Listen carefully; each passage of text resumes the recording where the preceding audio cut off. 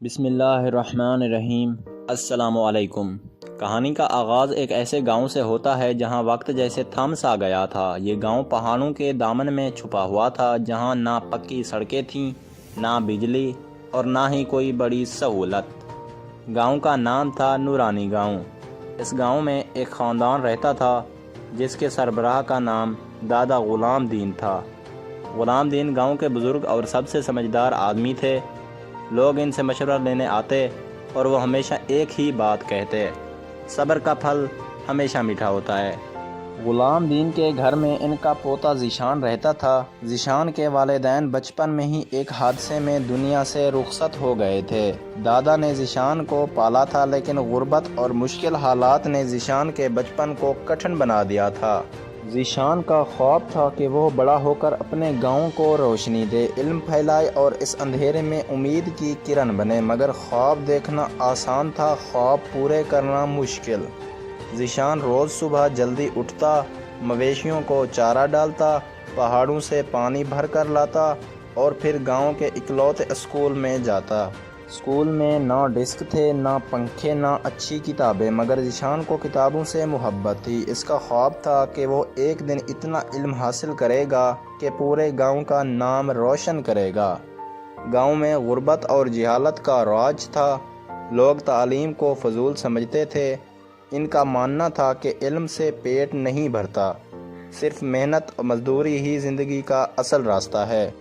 ذیشان کا خواب اور اس کی محنت گاؤں والوں کے لیے مذاق بن گئی تھی۔ بچے اس کا مذاق اڑاتے، بڑے اسے ناسمجھ کہتے اور کچھ لوگ تو یہ بھی کہتے کہ یہ خواب دیکھنے کا گناہ کر رہا ہے، مگر دادا غلام دین ہمیشہ ذیشان کا حوصلہ بڑھاتے اور کہتے: بیٹا، خواب وہی پورے ہوتے ہیں جن کے پیچھے صبر اور محنت کا سایہ ہو۔ ایک دن گاؤں میں ایک عجیب واقعہ ہوا۔ گاؤں کے قریب پہاڑوں میں اچانک بارشیں شروع ہو گئیں۔ پانی کے تیز ریلے نے کئی گھروں کو تباہ کر دیا، کھیت بہہ گئے، جانور مر گئے اور گاؤں والوں کے پاس کھانے کو کچھ نہ بچا۔ یہ گاؤں کی تاریخ کا سب سے مشکل وقت تھا۔ ذیشان اور اس کے دادا نے لوگوں کی مدد کے لیے اپنی آخری روٹیاں تک تقسیم کر دیں، لیکن یہ آزمائش کا آغاز تھا۔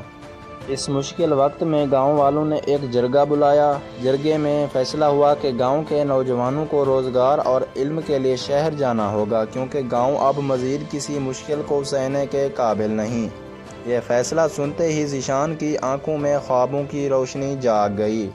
دادا، میں شہر جانا چاہتا ہوں، میں پڑھنا چاہتا ہوں، کچھ بننا چاہتا ہوں۔ دادا غلام دین نے بوڑھی آنکھوں سے پوتے کو دیکھا۔ وہ جانتے تھے کہ یہ سفر آسان نہیں ہوگا، مگر ان کی دعائیں ذیشان کے ساتھ تھیں۔ بیٹا، صبر سے چلنا، ہر مشکل سہ لینا، مگر پیچھے مڑ کر مت دیکھنا۔ ذیشان شہر پہنچ گیا۔ یہ شہر اس کے لیے بالکل نئی دنیا تھا۔ اونچی عمارتیں، چمکتی گاڑیاں اور ہر طرف بھاگتی دوڑتی زندگی۔ مگر ذیشان کے پاس نہ پیسے تھے، نہ کوئی جان پہچان۔ دن بھر مزدوری کرتا، رات کو فٹ پاتھ پر بیٹھ کر پڑھتا، کبھی کسی ہوٹل میں برتن دھوتا، کبھی چائے کے ڈھالے پر کام کرتا، مگر کتابوں سے محبت اسے تھکن محسوس نہ ہونے دیتی۔ پہلا سال بہت مشکل گزرا۔ کئی بار بھوکا سونا پڑا، کئی بار بیماری نے آ لیا، مگر ذیشان نے حوصلہ نہ ہارا۔ پھر قسمت نے ایک دن پلٹا کھایا۔ شہر کے ایک بڑے اسکول میں مالی کی نوکری ملی۔ اسکول میں کام کرتے کرتے ذیشان کو کتابوں کے قریب رہنے کا موقع ملا۔ اس کی لگن دیکھ کر پرنسپل نے اسکالرشپ پر داخلہ دے دیا۔ ذیشان دن میں کام کرتا، شام میں پڑھتا اور رات کو خواب دیکھتا۔ آہستہ آہستہ اس کی محنت رنگ لانے لگی۔ وہ ہر امتحان میں کامیاب ہوتا گیا۔ سالوں بعد ذیشان شہر کی سب سے بڑی یونیورسٹی میں داخل ہو گیا۔ وہی ذیشان جس کا مذاق گاؤں میں اڑایا جاتا تھا، آج یونیورسٹی کا سب سے ذہین طالب علم تھا۔ اسے کئی ایوارڈز ملے، کئی گولڈ میڈلز حاصل کیے، مگر اس کی نظر ہمیشہ اپنے گاؤں پر تھی۔ تعلیم مکمل کرنے کے بعد ذیشان نے شہر میں بڑی نوکریاں ٹھکرا دیں۔ اس نے کہا: میری منزل پیسہ نہیں، میری منزل وہ گاؤں ہے جسے میں روشنی دینا چاہتا ہوں۔ ذیشان گاؤں واپس لوٹا تو گاؤں والوں کو یقین ہی نہیں آیا کہ وہی ذیشان جسے وہ خواب دیکھنے پر طعنے دیتے تھے، آج کامیاب انسان بن گیا ہے۔ ذیشان نے گاؤں میں پہلا اسکول بنایا، جہاں کتابیں، کمپیوٹر اور اساتذہ سب موجود تھے۔ اس نے ہر بچے کو خواب دیکھنے اور خواب پورے کرنے کا حوصلہ دیا۔ ذیشان نے گاؤں کے لیے بجلی، پانی اور سڑکیں بنوانے میں بھی مدد کی۔ آج نورانی گاؤں پورے ملک کے لیے مثال بن چکا تھا۔ وہی گاؤں جو کبھی اندھیرے میں تھا، آج علم اور روشنی کا مرکز بن چکا تھا۔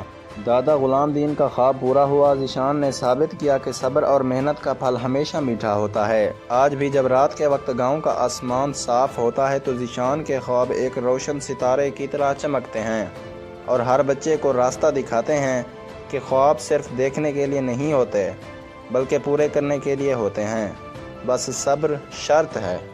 مزید ایسی کہانیوں کے لیے میرے چینل کو لازمی لائک اور سبسکرائب کریں اور ساتھ میں دیے گئے گھنٹی کے نشان کو دبانا نہ بھولیں۔ شکریہ دوستو۔